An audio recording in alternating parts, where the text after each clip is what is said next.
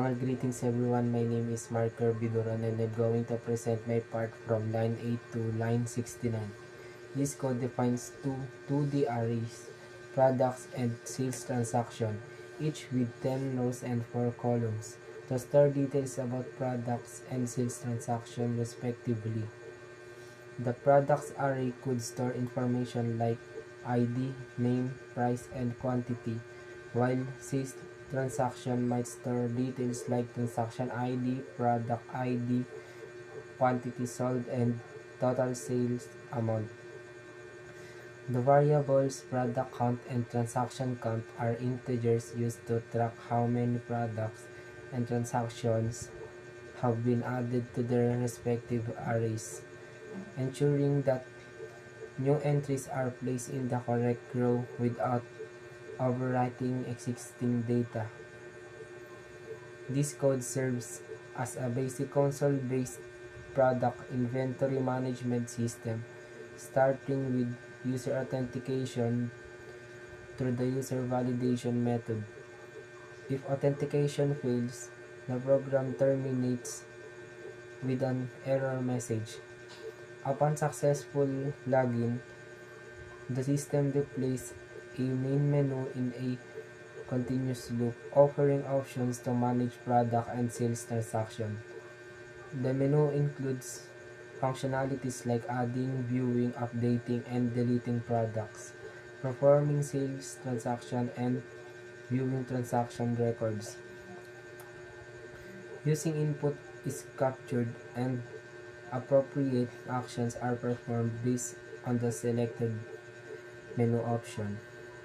The system includes an option to exit, which requires user confirmation to prevent accidental termination. Input handling is managed through a switch statement, which calls a specific method for each failure. Invalid menu choices prompt the user to re-enter a valid option. The program ensures a user-friendly flow by consuming extra new line characters in input to avoid unexpected behaviors. This setup allows effective inventory and transaction management with straightforward logic and interaction. That's all.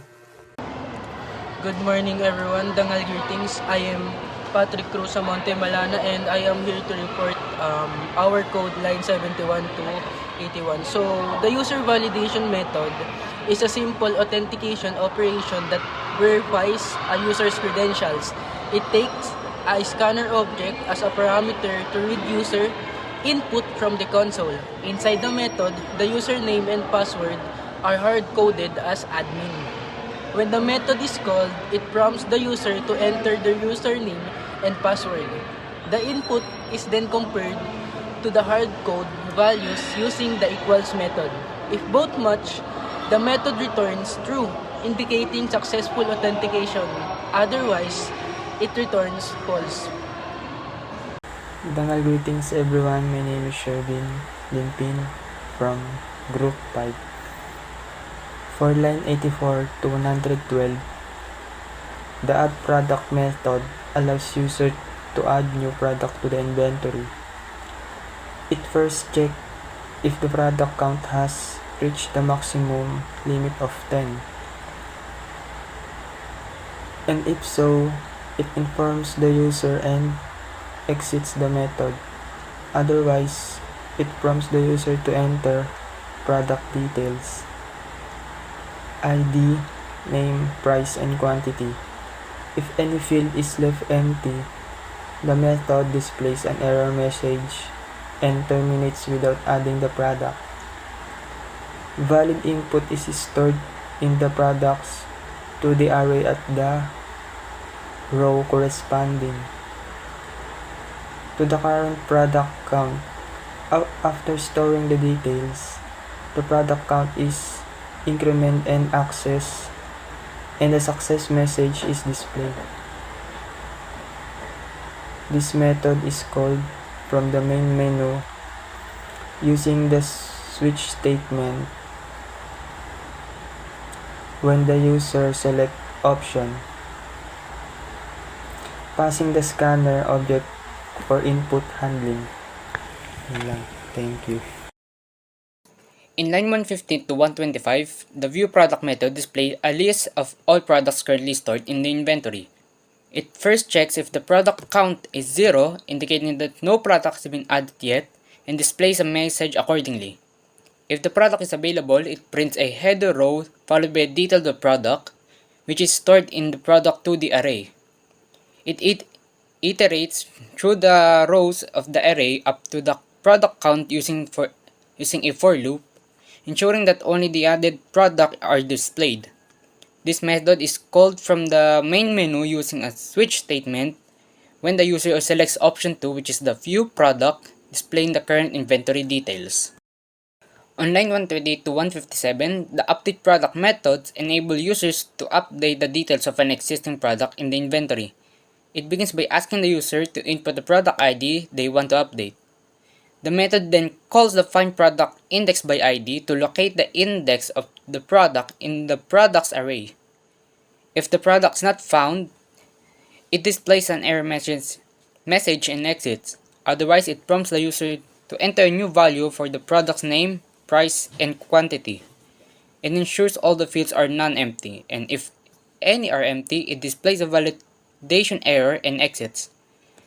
When valid input are provided, it updates the product details at the allocated index and confirms success with a message.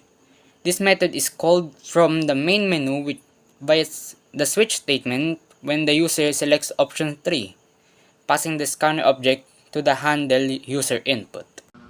Good day everyone, Dangal greetings. I am Malana Patrick Ruiz and I am here to report our code line 160 to 180. The delete product method allows user to delete a product from the inventory. It prompts the user to input the product ID to be deleted and uses the find product index by load product method to locate the product's index in the products array. If the product is not found, the method displays an error message and it exits. If the product exits, it ships all subsequent products one position up in the array, effectively overwriting the product to be deleted. The last product slot is cleared by setting it to null, and the product count is decremented to reflect the updated inventory. A success message is displayed once the operation is complete. This method is called from the main menu via the switch statement when the user selects option 4, delete product, passing the scanner object to handle user input. Dangal greetings, I'm Elias Leong presenting the line of the code of line or line of code 183 to 221, the performance sale transactions method. The performance sale transaction method handles the sale of a product by updating inventory and recording the transaction. It prompts the user to input the product ID and quantity sold, then locates the product using the find product index by ID. If the product is not found, it displays an error message and exit. If found, it checks whether there is sufficient stock to fulfill the sale. If not, it notifies the user and exits. If stock is sufficient, the method deducts the sold quantity from the product stock. Calculate the total sale amount using the product's price and records the transaction in the sales transactions area with an auto-generated transaction ID. The transaction counts is increment to track the recorded transaction. A success message displays the total sale amount is shown. This method is called from the main menu via the switch statement when the user selects option 5 for perform sale transaction using the scanner object for the user input. Let's talk about the line 224 to 234. This code defines a method view sales transactions that displays sales transaction details in a tabular format. It first checks if there are any sale transaction by evaluating the transaction count variable. If no transactions are available, it prints a message indicating that no transactions are available. If there are transactions, it prints the header for transaction ID, product ID, quantity sold, and total sale amount. And then iterate over an array's sales transaction to print each transaction details stored in the array. The method assumes sales transaction is a 2D array where each row represents a transaction and transaction count holds the number of transactions. This method would be called in the program when the user or another part of the code needs to view the list of sales transactions. For example, it could be called in a menu system where the user chooses to view sales data.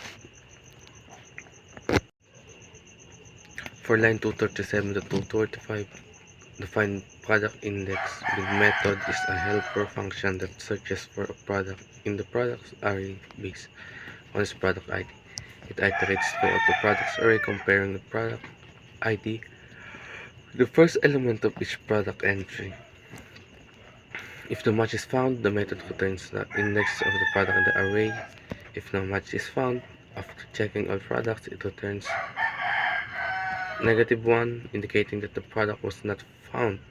This method is typically called when you need to find a specific product index for operation, like updating or removing its detail, such as in a scenario where a user provides a product ID to look up its information or make change.